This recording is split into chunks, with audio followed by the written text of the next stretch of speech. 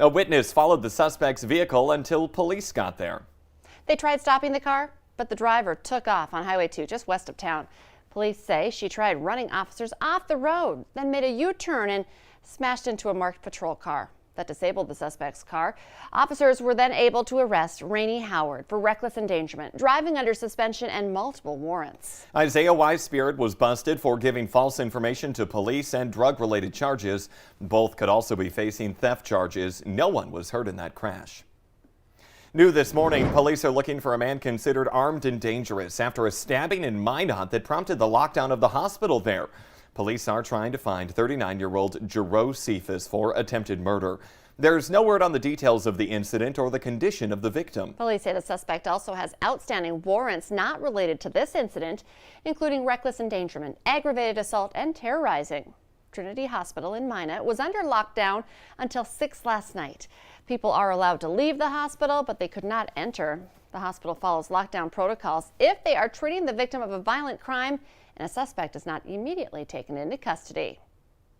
The North Dakota Highway Patrol is considering charges against a driver who they say rolled his semi along I-29 and spilled 3,000 gallons of soybean oil. The crash happened yesterday around 1 near Colfax, which is about 25 miles south of Fargo in Richland County. Troopers say 67-year-old Edward Gitz of Langby, North Dakota, drove off the road through a median in front of oncoming interstate traffic before ending up jackknifed in a ditch. The driver has minor injuries.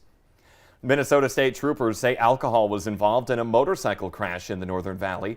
It happened Saturday night on Highway 75 south of Hallock. Troopers say a driver missed a curve in the road and rolled into the ditch. 56-year-old Eric Hartwig of Hallock is being treated at All True in Grand Forks. Winter storm travel warnings are out for Colorado up to the Black Hills area of South Dakota. Some areas have already had more than a foot of snow, and more was expected overnight. Highway officials say heavy, wet snow and gusting winds are making travel almost impossible in some areas. People are stranded at the Denver airport because all of the runways there are closed. No snow like that in our forecast. Maybe a few flurries for some. Let's get a check with meteorologist Lisa Green to see what we can expect. It does feel a little bit cooler out there today, Lisa. It will be a chillier day today. We are talking temperatures in the 30s for highs. So yeah, that's not going to feel as nice as the weekend weather that we had. And what also isn't feeling as nice, losing that hour of sleep because of that change over to daylight saving time. So grab that extra large cup of coffee here this morning. The good thing is that mostly the weather should cooperate with you on that morning commute. We're talking temperatures about 20 to 30 degrees right now, so not too bad. There may be a few flakes in the south though. Haven't had any reports of them as of the moment, but that could change as we head through the morning. And here's why. That storm system that Lisa and Jordan were just telling you about, we're on the very northern fringes of it. So some of that snow is trying to lift into the southern end of the valley and bring us a chance for a few slick spots on the roads as well. Right now, the radar detecting it above, but not necessarily reaching the ground. So if you've got some snow where you are, let us know.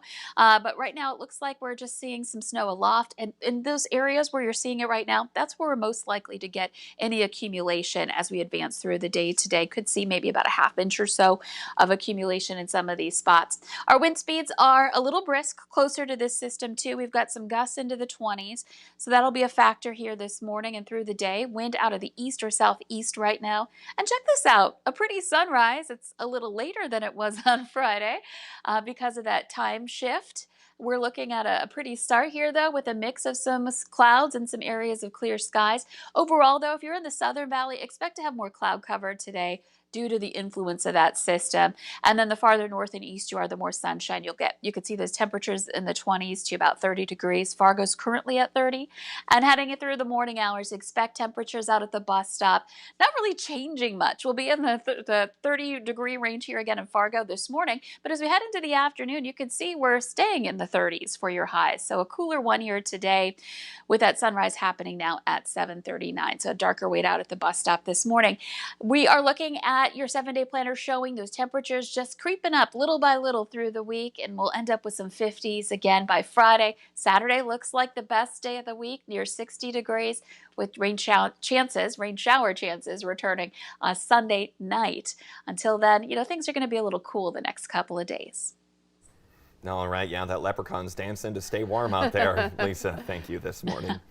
It is now 6:54. COVID restrictions are loosening up today in Minnesota. Bars and restaurants can now operate at 75% capacity, and gyms and indoor event venues, they can move to 50%.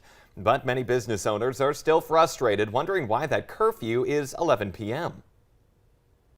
Let people come out that want to come out. Let us open. And the people that are, so many people have been vaccinated now. So many people have had it. We're able to open a little bit, and the perception is that that's good, and it is, but we're far from out of the woods. Governor Tim Walz is also rolling back restrictions on large venues. That goes into effect April 1st.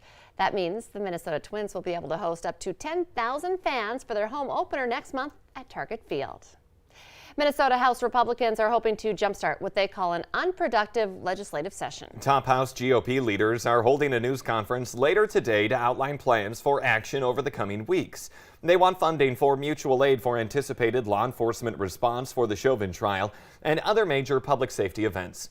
They also have plans to exempt forgiven Paycheck Protection Program loan income for businesses from state income taxes, as well as for boosted unemployment insurance payments for workers from state income taxes. And they want to fund summer school programs to help students catch up after a year of distance learning. House Minority Leader says this key legislation is being stalled by House Democrats. Jury selection continues today in the murder trial of former Minneapolis police officer Derek Chauvin. Chauvin now faces 3 charges in George Floyd's death, second-degree murder and second-degree manslaughter, as well as a third-degree murder charge that was reinstated Thursday. So far, 7 of the 14 jurors needed for the trial have been seated, and opening statements are expected to begin in about 2 weeks. In our consumer alert this morning, gas prices, they're spiking, rising 25 cents a gallon in the past 3 weeks.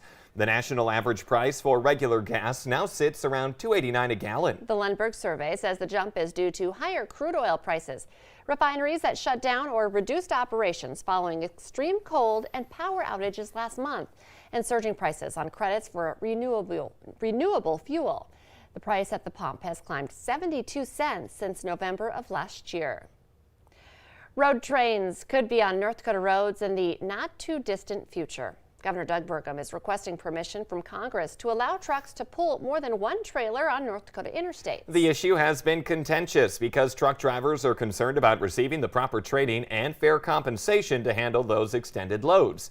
Supporters say it will help the economy by bringing down shipping costs and allowing more products to cross the country quicker.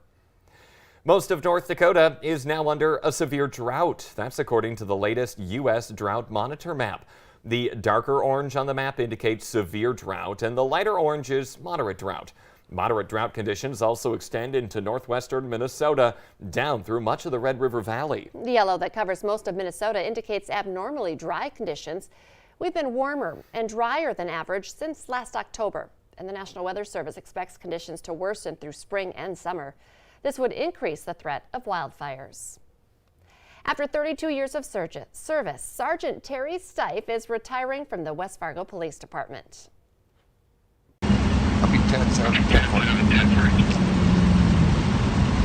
Thanks, Sergeant Stife, for your dedicated service of 32 years to West Fargo. It's been a pleasure serving with you. We wish you a long and happy retirement. Sergeant Stife is 10-7 at 1647 on March 14, 2021. Thank you. Our crew wishes him a happy retirement, too. The emotional video of this last call was shared to the department's Facebook page, and hundreds of people then piled on in that comments section, wishing him good luck in the future. A Fargo businessman is looking to thank those on the front lines of the COVID fight. The owner of Moeller Barber College downtown is offering free haircuts to first responders this week. Andrew Storkamp will also accept donations that day to help a family in need. Haircuts will be available from 8:15 to 4:30 Wednesday at their downtown location. That's downtown Fargo.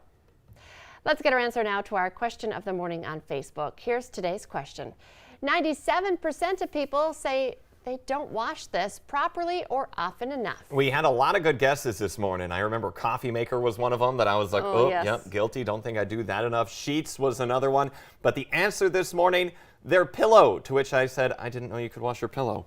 I thought you had to like dry clean it or just get a new one. I was going to say just throw it and get a new one. That's what I was kind of thinking on that one. That's a good reminder, though, for everyone, too. But remember, you can play along every single day. Just head to the Valley News Live Facebook page. That's where we post the question, and that's where we take some of your responses. We have that every morning posted right around 3:30 in the morning. Remember, we are following breaking news out of the Northern Valley where there was a chase and a crash. One person, two people in jail this morning. So be sure to tune in and follow the latest online with that story this morning. And a cooler start to our week as well. Yes, we'll have all of that and other big stories coming up on the Fargo CW. That starts right after this. Otherwise, the Today Show and CBS This Morning, they're just about to start. However, again, you can keep up with all the latest news and weather on the CW right after this or by downloading that free VNL News app. Have a great Monday, everyone.